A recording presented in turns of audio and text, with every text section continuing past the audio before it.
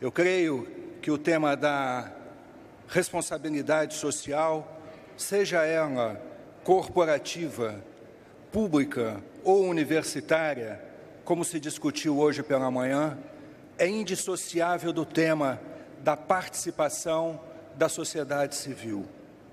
E a minha experiência pessoal na organização da política de participação social no setor público teve uma importante incidência na construção da atual institucionalidade participativa do Mercosul e que hoje vem se estendendo para outros âmbitos, outras esferas da integração regional, como a Unasul e a CELAC. Então, eu creio que esta afinidade eletiva, como diria um grande sociólogo alemão, entre a participação social e a responsabilidade social é algo importante para ser refletido numa iniciativa como essa do Congresso. Eu creio que vocês têm conhecimento que todos os programas sociais brasileiros que hoje estão em curso, dos mais conhecidos, como Bolsa Família, aos menos conhecidos, mas nem por isso menos importante, como o Programa Nacional da Agricultura Familiar, que atende a milhares de camponeses no país, todos eles foram desenhados com a participação da sociedade civil. A implementação, o desenho e a execução desses programas conta com uma efetiva participação social, o que garante grande parte do êxito desses programas. Eu creio pessoalmente, estou convencido que a participação não é algo complementar apenas a essas políticas, mas faz parte do seu núcleo mesmo para alcançar os objetivos que elas se colocam. No entanto, as políticas participativas, elas têm alguns pressupostos que eu creio que necessitam ser atendidas para alcançar esses objetivos. Em primeiro lugar, não se faz política de participação social sem uma disponibilização prévia de informações qualificadas e objetivas daqueles âmbitos que se discute e sobre os quais se implementam as políticas.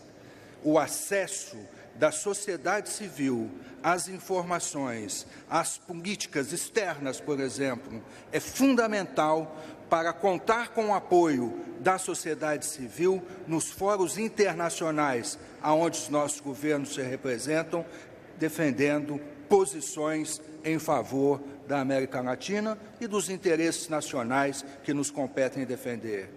Consequentemente, dar à sociedade civil o acesso à informação, disponibilizá-la nos sites, nas plataformas que hoje temos como recurso para democratizar o acesso da informação, é um pressuposto fundamental, seja do governo, seja dos bancos, sejam das agências de financiamento que querem se voltar para o desenvolvimento social.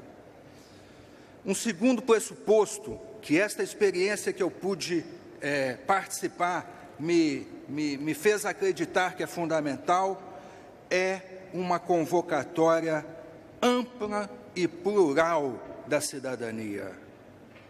Nós não podemos imaginar que formas ultrapassadas de representação corporativa possa auxiliar no nosso objetivo de involucrar, de envolver efetivamente a cidadania.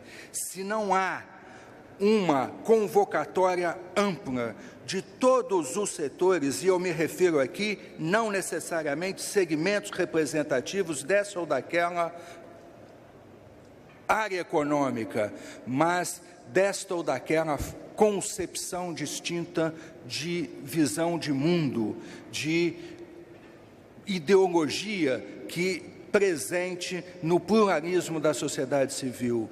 O Estado tem que saber reconhecer e, por meio do diálogo com as próprias organizações sociais, estimular e providenciar uma convocatória ampla que atenda os mais diferenciados segmentos e não aqueles que têm ou deixam de ter afinidades político e muito menos partidária com os governos que desenham essas políticas. E, finalmente, eu creio que um ponto fundamental que todos nós devemos estar atentos quando imaginamos a ampliação da participação social é o tema do financiamento. A democracia tem um custo e nós temos que estar conscientes da necessidade de enfrentar esse custo financeiro da participação social, sobretudo daqueles setores, dos movimentos sociais, dos trabalhadores urbanos e rurais, dos trabalhadores sem tetos, dos movimentos que representam as classes mais pobres da nossa população, que não podem se fazer representar nos encontros nacionais, regionais ou internacionais. Eu creio que a experiência, e para concluir, digo isto, a experiência recente do Mercosul esteve atenta a esses 3 critérios. Quando iniciamos, juntamente com o meu querido amigo Hugo Varsky, mas também com o companheiro Fico Gomensoro, diretor responsável do CEFIR, que está aqui conosco, a organização das cumbres, as cúpulas sociais do Mercosul, nós estivemos atentos a esses 3 aspectos. Garantir, em primeiro lugar, uma ampla convocação regional dos mais diferenciados segmentos da sociedade civil que pudesse nos ajudar a pensar políticas para a juventude, para as mulheres, para os negros, para os pequenos produtores rurais, para os pequenos empresários, políticas de financiamento e utilização dos nossos fundos, como o FOSEM, voltados para o desenvolvimento social. Isto hoje se discute nas cúpulas sociais, graças a essa pluralidade.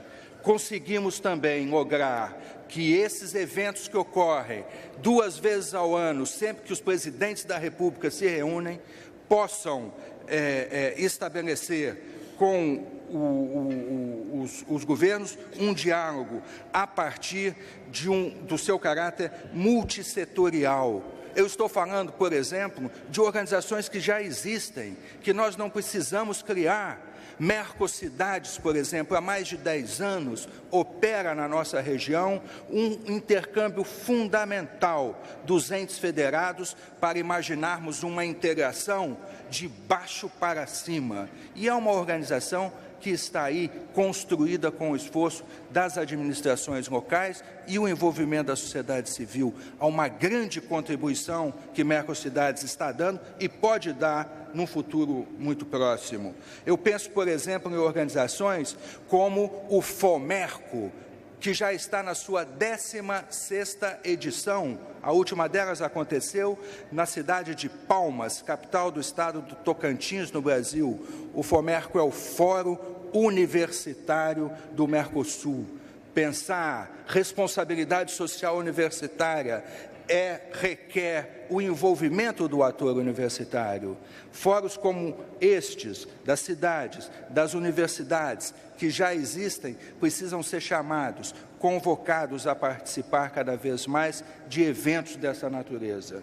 E eu quero concluir parabenizando uma vez mais essa iniciativa e nos colocando desde o Brasil, desde já, prontos a colaborar com vocês no que for daqui para frente. Muito obrigado.